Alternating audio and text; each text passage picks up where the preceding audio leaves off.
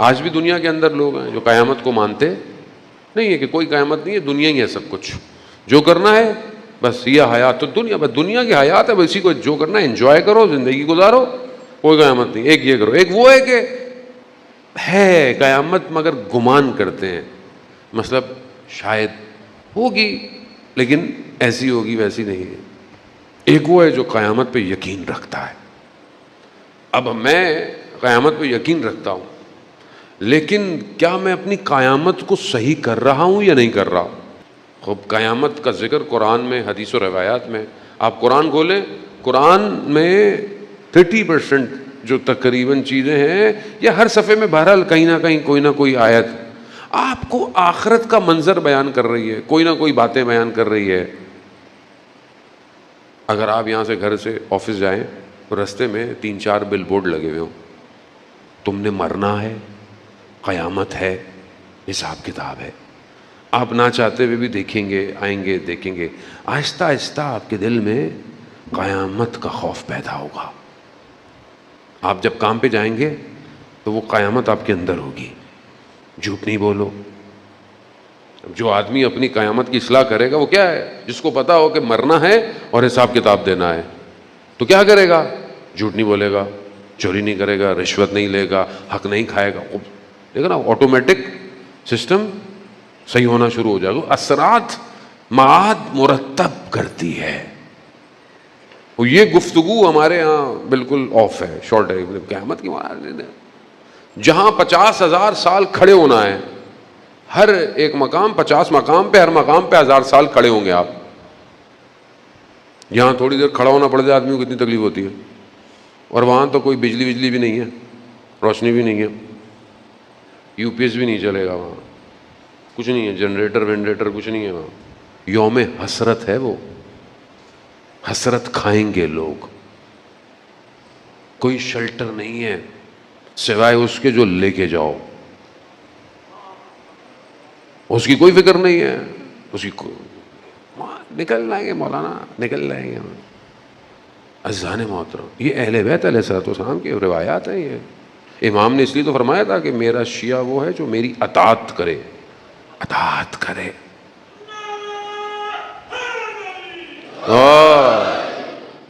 پہلی چیز یہی ہے کہ معاد انسان کو رشد دیتی ہے، انسان کی زندگی آٹومیٹکلی صحیح ہونا شروع ہو جاتی ہے۔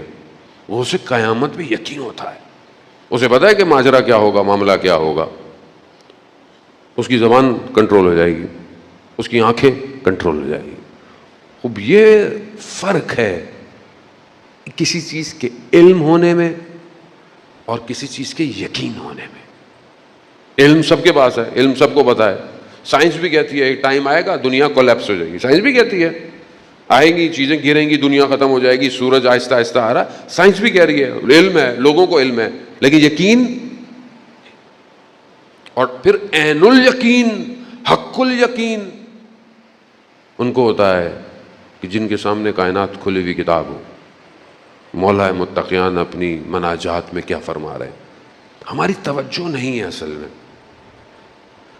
امام اپنی مناجات میں کیا کہہ رہے ہیں؟ اللہم انی اسألک یوم لا ینفع، پروردگار میں تجھ سے سوال کرتا ہوں اس دن کا جس دن کوئی چیز فائدہ، امام فرما رہے ہیں، یعنی اس ماجرے کو، اس کینوس کو لفظوں میں آپ کے سامنے لے کر آ رہے ہیں، رنگ بھر رہے ہیں امام۔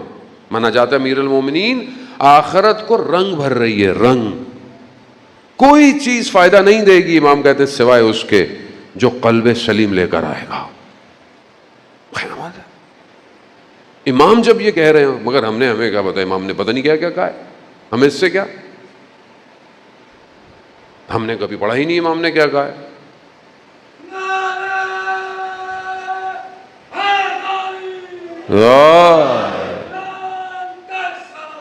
اللہم صلی امام خود گزر رہے ہیں، آپ نہج البلاغہ اٹھائیں، آپ امام اپنے اصحاب کے ساتھ گزر رہے ہیں، امام نے کہا یہ دیکھو یہ ان کی حالات، یہ جو قبرستان ہے ان سے امام گزرے ہیں، رسول خدا اپنے اصحابیوں کے ساتھ گزرے ہیں۔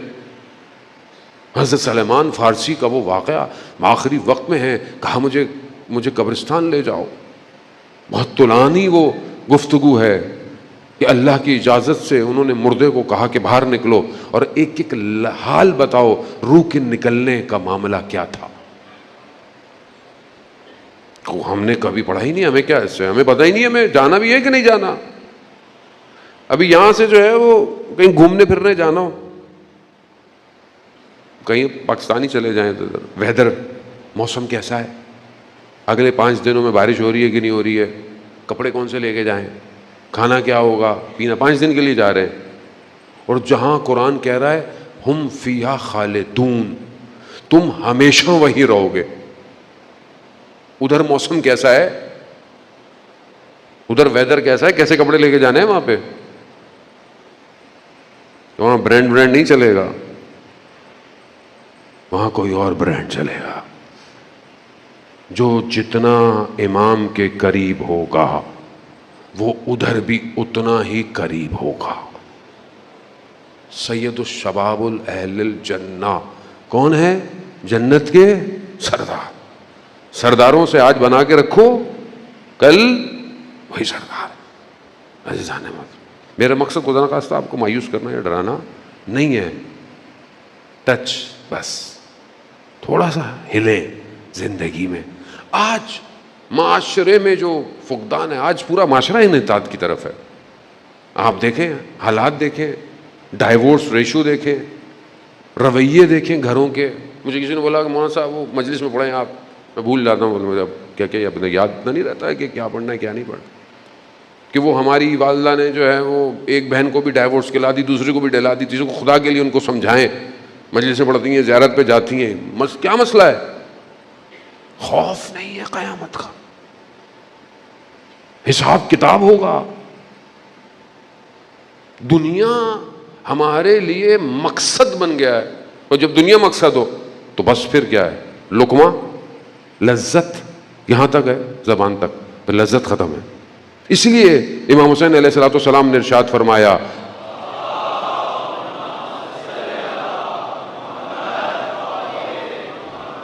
امام نے ارشاد فرمایا دین تمہارے منہ میں رکھا ہوا کیا ہے؟ لقمہ، جب دل چاہتا ہے نکل لیتے ہو، اپنی مرضی کا دل، بس۔ اگر آپ تو قیامت پہلی چیز آپ کی یہی ایڈجسٹ کرتی ہے، اگر آپ قیامت کی اصلاح کر رہے ہیں۔ دوسری چیز، قیامت پر یقین انسان کو بذل سکھاتا ہے، یعنی اپنے خون کی قربانی دینا، بذل دینا۔ آپ دیکھیں کربلا کے اندر جو لوگ تھے ان کو تکلیف نہیں ہو رہی تھی، کیوں؟ کیونکہ وہ معاد کو اصلاح کر رہے تھے، وہ اپنے مقام کو قیامت میں دیکھ رہے۔ اس لیے آپ دیکھیں حتیٰ بعض روایت میں ہے کہ اصحاب امام حسین مسکرا رہے ہیں، کیوں؟ کیونکہ ماجرا کوئی اور ہے، وادی کوئی اور ہے، اس وادی کی طرف جا رہے ہیں۔ خوب انسان اگر ایک چیز ایڈجسٹ کر لے، معاشرہ سکوت سے بچ جائے۔ اگر ہم سب کو قیامت کا خوف ہو تو ہم ایک دوسرے کے ساتھ کیسے ہوں گے؟ ہم روڈ پہ کیسے ہوں گے؟ ہم محلے میں کیسے ہوں گے؟ ہمارے حکمراں کیسے ہوں گے؟ ہمارا تو خواب ہی ہے کہ یہ اچھے ہوں، ویسے پتہ نہیں کیا ہوگا، لیکن وہاں ان کے ساتھ اچھا ہوگا نہیں۔ ویسے اس خوش فہمی میں نہ رہیے کہ وہاں اچھا ہو جائے گا ان کے ساتھ، نہیں۔ اللہ جب کوئی ذمہ داری دیتا ہے کاندھوں پہ، ایک شخص ہے نا، ایک شخص ہے جو چھپ کے گناہ کرتا ہے، اس کا گناہ کسی کے اوپر اثر مرتب نہیں کرا، اس کے اوپر گناہ ہے، اس کا حساب کتاب۔ لیکن ایک شخص ایسا کام کرتا ہے کہ پورا معاشرہ گناہ گار ہو جائے، اس کی پکڑ زیادہ ہے۔ تو اگر کسی کو کوئی بھی کرسی ملتی ہے، کوئی بھی جاب ملتی ہے، مثلا مجھے اللہ نے یہ ممبر دیا، وہ ذمہ داری ہے۔ اب اگر میں کوئی یہاں سے ایسی بات کروں کہ جس سے آپ کا عقیدہ تبدیل ہو جائے، صحیح سے ہٹ جائے، آپ کا عمل ضعیف ہو جائے، کمزور ہو جائے، میری پکڑ ہے، مجھے خدا چھوڑے گا تھوڑی، مطلب غلط جس نے کیا اس نے تو کیا، میرے ساتھ تو جو ہوگا وہ۔ اسی طرح اگر جب آپ کے پاس خدا کوئی چیز دیتا ہے آپ کی ذمہ داری ہے, آپ کا حساب کتاب لیا جائے گا. اب انسان جو ہے وہ اپنی ذمہ داری اگر ادا نہ کرے, خوف قیامت نہیں ہے. آپ دیکھیں جب امام حسین چھٹی محرم کو اپنے حضرت عباس علیہ السلام, حضرت علی اکبر اور چند لوگوں کے ساتھ عمر ابن سعد رحیم سے ملاقات ہوئی, تو کیا امام نے مذاکرہ تھوڑی کیا تھا کہ مثلا تم یہ کر لو ہم یہ کر لیں؟ نا, امام اس کو پیغام دے رہے تھے کہ ایسا ایسا ہے ہماری طرف سے. بس اس میں امام نے یہی کہا کہ دیکھو قیامت کا خوف کھاؤ. قیامت کا امام نے اسے قیامت یاد دلائی کہ یہاں تمہیں لگ رہا ہے کہ تمہیں شہر رہے کی حکومت مل جائے, یہ ہو جائے وہ ہو جائے, قیامت کو یاد کرو. تو ہمارے حکمرانوں کو بھی قیامت کو یاد کرنا چاہیے. آج اپنی ملک کے حدود دشمن کو دے دیتے ہیں, بیچ دیتے ہیں نا. کیا ہے یہ ڈالر نیچے کیوں آ گیا؟ آپ نے اپنی اس ایئر اسپیس دے دی ہے دشمن کو, ڈرون اڑا ہے آپ کا, حساب کتاب ہے آپ کا, حساب کتاب لیا جائے گا, آپ کو نوچا جائے گا, چیخ و پکار ہوگی. اس وقت انسان کو دیکھ کاش میں حکمراں ہی نہیں بنا ہوتا. اور یہ اتنی جائیداد اور اتنی دولت اور اتنے اسکائی اسکریپرز, مدد شداد سے زیادہ انسان کے پاس کوئی جنت ہے کیا جو اس نے دنیا میں بنائی تھی؟ خدا نے موقع نہیں دیا. خوف خدا, خوف خدا ضروری ہے. آج معاشرے میں خوف خدا نہیں ہے. مطلب جو ویسے بھی جاتے ہیں, ہم مطلب میں تو اپنی کیا بات ہے, مجھے تو خیر چانس زیادہ دیتے نہیں یہ لوگ, لیکن جو لوگ خوف خدا یاد ہی نہیں دلاتے, آپ خوف خدا یاد دلائیں. مرنا ہے سب نے, موت آنی ہے سب کو. سورہ کہف آیت نمبر 32 سے 44 تک دو بھائی ہیں یا دو دوست ہیں, داستان سنا رہی ہے, واقعہ بیان کر رہی ہے. میں نے پہلے بھی عرض کیا نا کہ قرآن ہم تو ثواب کے لیے پڑھتے ہیں نا, ہمیں کیا قرآن کیا گیا. قرآن دو لوگوں کا ذکر کر رہی ہے. کیا؟ جو بھائی ہیں یا دوست ہیں. ایک ثروت مند ہے, بہت امیر ہے, باغ ہیں, زراعت ہے, میوے پھل, بہترین زمین ہے. دوسرا فقیر ہے, غریب ہے. لیکن جو امیر ہے وہ عیاش, خدا کی اطاعت نہیں ہے. جو فقیر ہے وہ خدا کی عبادت کر رہا ہے. یہ قرآن کہہ رہا ہے. اس نے اس کو بولا کہ دیکھو قیامت ہے, معاد ہے. اللہ نے تمہیں, میں تمہیں اس لیے نہیں کہہ رہا کہ مجھے تم سے حسد ہے, نہ, میں اس لیے کہہ رہا ہوں کہ اللہ نے تمہیں دیا ہے, اللہ کی راہ میں انفاق کرو. قیامت میں خدا تمہیں, تو وہ کہہ رہا ہے مجھے نہیں لگتا کہ کوئی اگر قیامت ہو, اور اگر ہوگی بھی تو ہم جیسے لوگوں کے لیے ہوگی. یہاں پہ بھی باغ ہیں, وہاں بھی باغ ہوں گے. اب یہ سمجھتے ہیں جو یہاں پہ ابھی حکومت ہے وہاں پہ بھی یہ حکومت کریں گے, وہاں پہ بھی رات کو عدالتیں کھلیں گی اور سب معاملہ ہوتا ہے. وہاں عدالت رات کو نہیں کھلے گی, وہاں رات ہی نہیں ہے.